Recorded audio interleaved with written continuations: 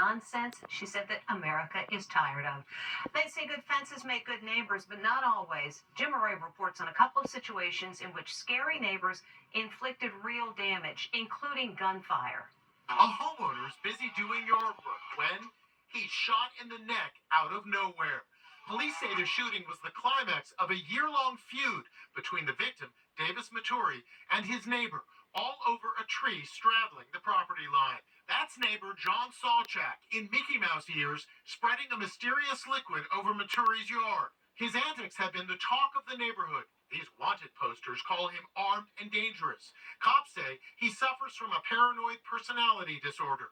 And get this, Sawchak wasn't hiding out. Minneapolis police knew exactly where he was, inside his house. Cops say he was known to have weapons, even explosives with him, and they didn't want to arrest him there to avoid bloodshed. The problem was, he rarely left his house. If we did go in with a SWAT team and wound up in a deadly force situation, the headlines would read, MPD shoots a mentally ill person. But early today, cops finally arrested Sawchak after a 5-hour siege. John Sawchak, you are under arrest. Take whatever you're doing now and follow the commands of officers. A police vehicle called a Bearcat ripped out a window, and cops threatened to fire gas grenades into the house. That's when the 6'3" suspect finally surrendered. He's charged with attempted murder. Now cops are apologizing, saying they should have acted months ago before the shooting. Yes, we failed this victim. He should not have been shot. And here's another nightmare neighbor. He has a lit cigarette and a can of gasoline and waves a samurai sword. You setting my house on fire? Police in Houston say he first torches the house across the street, then comes to another neighbor's home. He splashes gasoline in the driveway and on a wall and sets it alight. I got my kids in the house. Then he stands at the end of the driveway to watch while swinging that samurai sword. I was like, you're burning my house down and my kids in the house? It's like, yeah, so what? What you gonna do about it? He's charged with aggravated assault. The sword-wielding suspect is now being held on $200,000 bond. A high school student being viciously attacked in the street is saved by a good Samaritan who stepped in and put her body on top of the teen to protect him. And we've learned that the woman is a teacher. She's giving everyone a lesson in bravery. Amber Cogliano has more, and we gotta warn you, this video is intense. A shocking attack. A student is being viciously beaten by 5 teenagers. He's kicked repeatedly, stomped, even dragged. This is the corner where the horrific attack occurred. The victim was a student at a local high school. As the beating escalated, a brave teacher stepped in and actually threw herself onto the teen's body. Watch the woman in pink. She's rushing over, yelling for the teens to stop. Then she does something truly heroic. She turns herself into a human shield. She's literally laying on top of the student. Only then do the perpetrators flee. The stunning act of bravery may well have saved the teen's life. The hero is 56-year-old Kathy Hurley, a special ed teacher. Her daughter, Frankie Sealski, says as difficult as it is to watch the video, she's not surprised at her mom's selfless act. That's her character.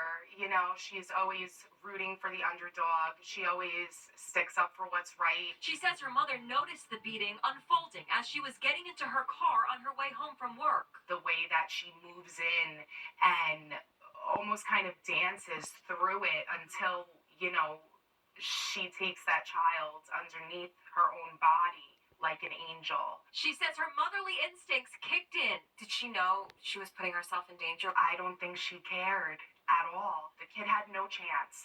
So really, without my mom intervening, I don't know what would have happened. The victim is now recovering. All 5 of those teens have been charged with aggravated assault.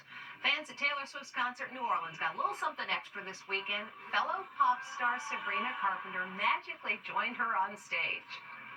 Swifties take over world-famous Bourbon Street in New Orleans. Taylor performed 3 electrifying shows over the weekend. BFF Blake Lively was there with husband Ryan Reynolds and their daughter. At one point, Taylor paused the show to call fellow pop sensation Sabrina Carpenter. Hello. Hey. Put on some clothes and just come down to the stadium. Seconds later, Sabrina rises to the stage wearing a white baby doll dress, and they perform her hit, Espresso. And does Taylor have magic powers? Moments after she mouthed the word touchdown, her boyfriend, Kansas City Chiefs tight end Travis Kelce, actually scored his first touchdown of the season. His first regular season touchdown reception in 13 games. And it's Flight of the Swifties. A Southwest Airlines flight attendant led a Taylor Swift dance party at 30,000 feet.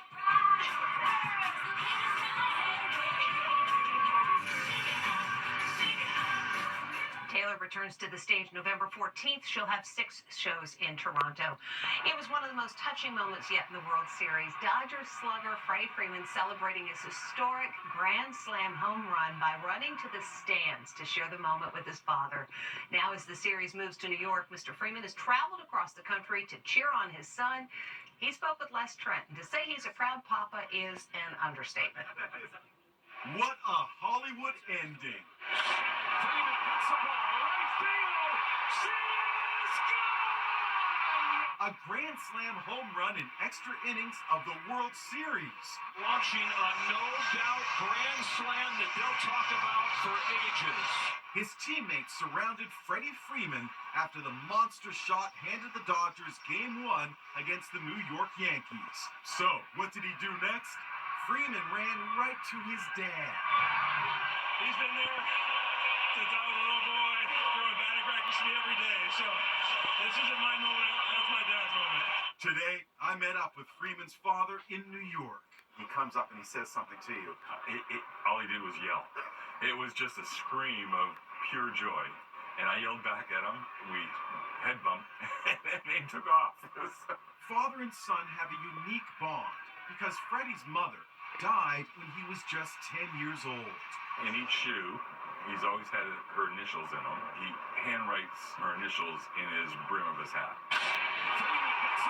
The Grand Slam was also a way of saying thank you to Dodgers fans.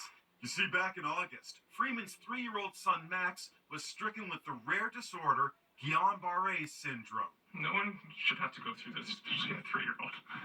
We're told by the doctors he's going to make 100% recovery. I'm so happy he's alive.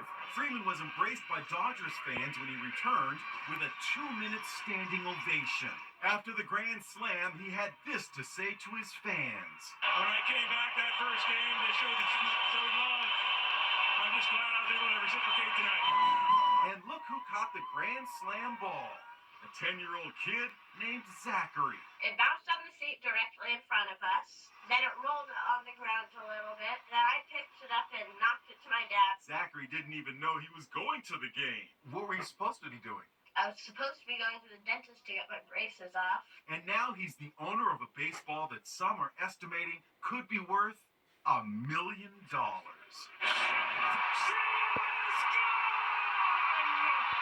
Oh, way to go, Zachary. By the way, the Dodgers lead the series 2-0.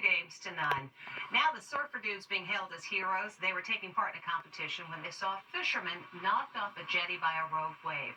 As Allison Hall reports, those surfers saved the day. Surfer Dude to the rescue.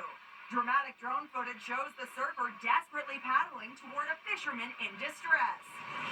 The 18-year-old surfer dude had just finished competing in a surfing competition on the Jersey Shore when he saw a fisherman get knocked off a jetty by a rogue wave and then go underwater. I just saw it happen, grabbed my board, took my sweatshirt off, and went for it. Just instinct. You can see Cooper Leisinger and the fisherman getting slammed by the waves.